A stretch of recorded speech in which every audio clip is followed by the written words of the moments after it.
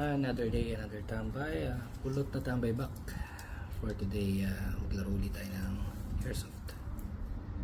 Still challenge muna tayo para ma-practice natin yung position sa bakal. So, simple lang yung ginawa natin course of fire. Let's go! Bilang muna tayo. 10 meters away from the target. 2, 3, 4, 5, 6, 7, 9, 10.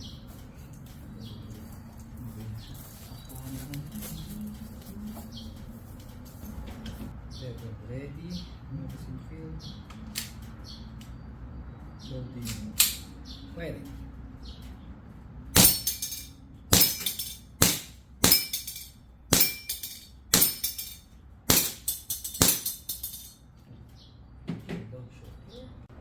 Round 2.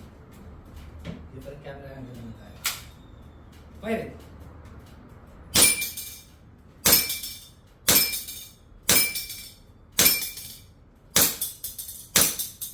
Tension, low tension. Round 3. Fire it!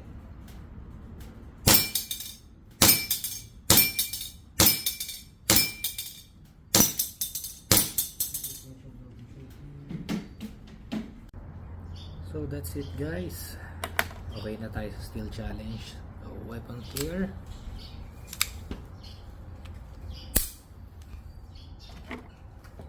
See you again on my next video. Kulot out!